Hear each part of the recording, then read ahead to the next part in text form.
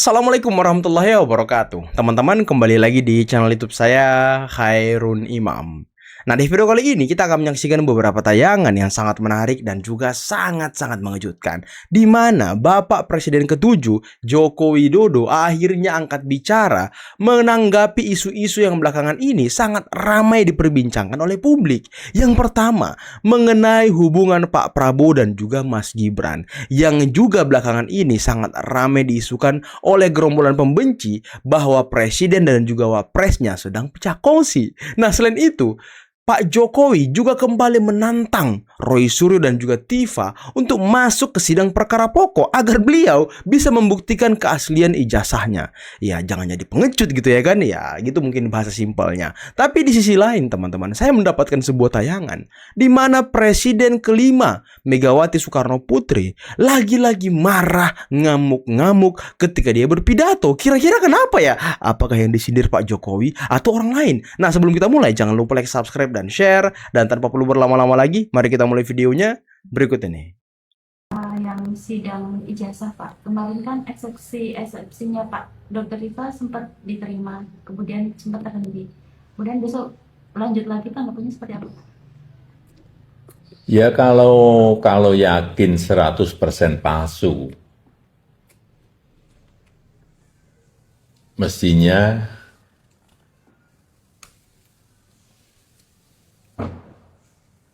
masuk ke pokok perkara di persidangan itu diikuti, Nah, itu Pak, betul banget. tidak malah pra-peradilan. Biar perkara ini segera selesai, masalah ini bisa segera selesai. Kalau untuk sidang rencana besok dari Pak Jokowi seperti apa Pak? Kalau siap hadir, kalau Hadir, saya sudah sampaikan, saya akan hadir, membawa ijazah SD, SMP, SMA, dan nanti yang S1 yang sekarang di Kejaksaan, semuanya akan kita tunjukkan. siap. Ini sudah masuk pokok perkara kok. Di Betul, persidangan ya kita ikuti proses hukum yang ada. Bisa dibilang pra peradilan kemarin mengulur waktu untuk persidangan ya Pak? Ya untuk apa? Kalau sudah yakin 100% palsu ya bawa aja buktinya. Masuk ke pokok perkara di persidangan. Mestinya. Tarung ya kan? Pertanyaan terkait kemarin yang sempat viral Mas Wapres duduknya pas rapat kabinet itu kan beda sebelah kubu, beda posisi sama Pak Presiden. Itu seperti apa Pak tanggapannya? Ya secara kedudukan wakil presiden itu secara konstitusional jelas, sudah jelas. Dan ada undang-undang keprotokolan juga jelas semuanya. Ya sudah, diikuti aja aturannya di situ. Karena sudah jelas semuanya kok. Jelas itu artinya seharusnya sejajar ya Pak ya? Ya coba dibaca aturannya. Coba dibaca. Kalau untuk hubungan keduanya itu pasca kejadian yang viral itu seperti apa Pak? Ya baik-baik saja, nggak ada masalah. Banyak spekulasi terkait hubungan Mas Wapres dengan Pak Prabowo Pak terkait Baik-baik saja. Baik-baik saja. Hubungan Mas Wapres dan juga Presiden Prabowo baik-baik saja. Nggak ada masalah sama sekali. Dan yang diharapkan oleh gerombolan pembenci, ya mungkin juga dari Partai Merah gitu ya kan, dan juga orang-orang yang tidak senang dengan Mas Wapres, ya mungkin mereka berharap hubungan Pak Prabowo dan juga Mas Gibran itu rusak. Ya mereka berharap Pak Prabowo dan Pak Jokowi pecah kongsi, pecah koalisi. Cuman koalisi terbesar dari Presiden Prabowo sepertinya adalah Pak Jokowi. Ini menurut saya teman-temannya, kalau kalian berpandangan lain ya silahkan. Cuma ini menurut saya, masa iya sih koalisi yang besar mau disingkirkan? Kan nggak mungkin. Secara hitung-hitungan politik mungkin ya di tahun 2029 untuk memenangkan pemilihan nanti, Ya yang paling masuk akal ya berpasangan kembali antara Pak Prabowo dan juga Mas Wapres Gibran. Dan itu pun yang kita harapkan agar nggak usah lah dilanjut ya kan, agak-agak sensitif teman-teman kalau dilanjut. Dan tadi Pak Jokowi juga kembali menegaskan, berkali-kali beliau menegaskan, kalau nggak salah ini yang keempat kali apa ketiga kalinya gitu, beliau menjawab bahwa beliau akan hadir ke persidangan, entah melalui Pak Jokowi langsung atau melalui kuasa hukum beliau. Beliau akan hadir di persidangan berkali-kali. Makanya kata Pak Jokowi tadi, untuk apa pra-peradilan? Kalau Anda yakin 100%, bukan Pak, bukan 100% kata Roy Suryo, 99,9% palsu. Kalau Anda yakin seyakin itu, kenapa tidak masuk ke sidang perkara pokok?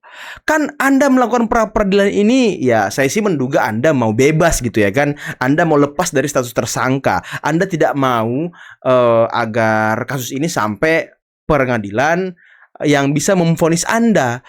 Mungkin saja Anda sudah merasa bahwa Anda ini salah memang. Penelitian Anda abal-abal memang. Makanya Anda takut. Nah makanya Pak Jokowi mengatakan kalau memang Anda yakin 99% ya silakan masuk ke pengadilan perkara pokok pembuktian. Karena kalau memang terbukti ijazah Pak Jokowi itu palsu, ya Anda bebas, tak perlu pra-peradilan, tak perlu. Anda langsung bebas di pengadilan perkara pokok. Cuma kan ya ini Anda selalu berorkestrasi, berselancar sana sini, pra-peradilan berkali-kali. Mungkin pra-peradilannya sampai 2009 kali ya. Waduh. Ini loh Pak, ini Arif tuh. Ini kan mau dirubah-rubah terus yo. Sing jenenge pemilu loh. Apa lah iya. lagi? Lah sekarang benernya mau dirubah tuh apa nih tuh? Apa mau seperti begini terus? Lah, kan dari dulu sudah sepakat bahwa pemilu langsung itu adalah buat rakyat. Betul apa salah? Betul. Betul apa salah? Betul. Yang keras. Betul. Itu aja nggak bisa ngomong keras. Ngomong kalian, ngomong yang nonton ini ngomong betul kalian yang nonton. Ayo ibu-ibu teriak. Ayo ibu-ibu yang Ayo. nonton. Betul apa tidak? Betul. Alah, apa suaranya memang yang memble ya. Betul. Jangan Suara memble saya kok teman-teman. bisa betul. Betul. Gitu. Jadi apa? Teriak kalian. Saya laki, ya. Maaf ya, saya udah suka bilang. Kalau saya laki-laki yang memble itu saya tamparin semua.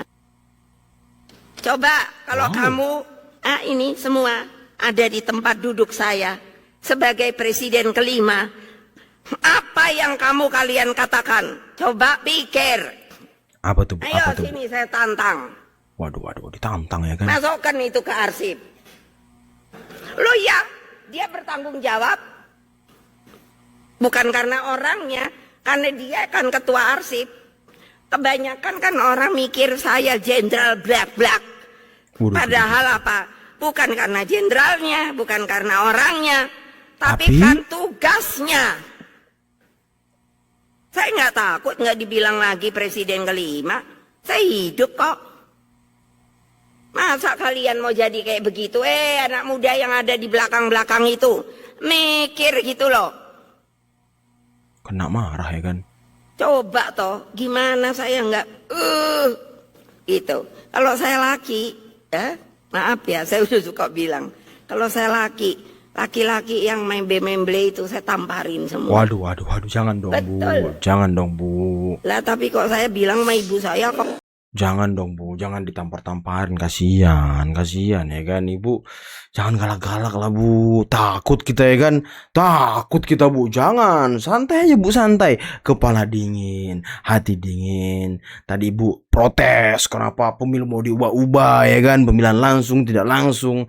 Wah, Ibu coba protes ke DPR, ke Pak Presiden langsung ya kan, atau ke siapa kemarin yang menghembuskan isu-isu itu. Coba Ibu protes langsung sama orangnya, marahin Bu, biar mereka tidak ngubah-ngubah pemilihan langsung kita Bu. Coba Ibu marahin tuh orang-orang. Jangan marahin yang depan, kasihan Bu yang di depan itu nggak tahu apa-apa dia. Ya, dalam pandangan hukum pidana itu siapa yang menyatakan palsu atau tidak adalah yang mengeluarkan produk itu. Ya, produk itu dari mana? Produk dari UGM. Kalau pihak UGM-nya sendiri menyatakan bahwa itu adalah asli, selesai sudah. Selesai. Ya kan? Tetapi masalahnya dibuktikan dengan sistem polygraph ATM. Valid, asli, terkini, memadai tidak. Ijazah yang asli ditunjukkan tadi oleh Jokowi divalidasi oleh UGM, menyatakan nggak UGM itu? Ya, benar. Saya registrasi ini asli, sah sudah. Artinya singkatnya sebenarnya kasus ini harusnya sudah selesai menurut Prof. Joko. Selesai. Oh, artinya membuktikan proses dan juga membuktikan asli atau palsu itu hal yang berbeda. Berbeda. Ini kan diujikan palsu gitu. Kalau yang palsu berarti kan ada yang tidak palsu kan gitu. Ada yang benar, ada yang palsu, ada yang palsu. Mana ijazah pembanding? Nah, pembandingnya apa? Ini ijazah yang dikategorikan palsu, ini ijazah yang asli dilampirkan ke penyidik. Penyidik kan membandingkan itu kan. Dari perbandingan itu dinyatakan dalam lab krim yang dilakukan lab forensik oleh kepolisian. Ternyata lab forensiknya mengatakan identik. Ya selesai. Secara hukum, kapan dugaan itu tetap menjadi dugaan dan kapan itu berkembang menjadi fitnah dan pencemaran nama baik? Ya, dikatakan fitnah itu apabila yang mengatakan bahwa itu palsu ada tidak sesuai dengan kebenarannya. Gitu. Itulah bagian daripada delik pidana, gitu kan? Karena apa yang disampaikan itu tidak benar dengan disampaikan. Ini jasanya asli, kok dikatakan ke publik palsu? Ini uangnya asli ke warung, ke Indomaret, ternyata kok ditolak? Ini palsu. Nah, itu pidana itu. Nah, simpelnya seperti itu. Yang kedua, apakah Pak Jokowi wajib hadir setiap kali sidang? Nah, Pak Jokowi cukup satu hadir sekali. Kewajiban mereka cukup satu kali aja. Hadir mereka sebagai saksi pelapor atau yang dirugikan. Selesai satu kali. Berikutnya itu dia boleh mengamati di media, boleh mengamati dalam persidangan, dia hadir di persidangan terus boleh juga. Boleh juga. Jadi sepertinya memang Pak Jokowi mau mengambil satu-satunya kesempatan ini untuk hadir langsung ke persidangan, teman-teman. Makanya Pak Jokowi juga mungkin sudah gemes lihat orang ini, ya kan? Setiap hari beratraksi, palsu, skripsi tidak benar, skripsi ini, skripsi itu. Kemarin dia membuka dokumen perkuliahan Pak Jokowi, ternyata ada dokumen perkuliahannya, ada nilainya, dan dia mengatakan nilai MKD-nya C itu tidak lulus. Ternyata di situ ada mahasiswa di Rakyat Bersuara mengatakan MKD C itu lulus, dan kemudian Roy Suryo juga sepertinya ingin mengskakmat, ya kan, Prof Firmanto. Anda UGM bukan? Waduh. Dipikirnya Roy Suryo ini kan, Prof Firmanto bukan UGM. Rupanya Prof Firmanto langsung menjawab, saya UGM. 2 kali S2 saya UGM. Kaget Roy Suryo, ya kan? Kaget dia.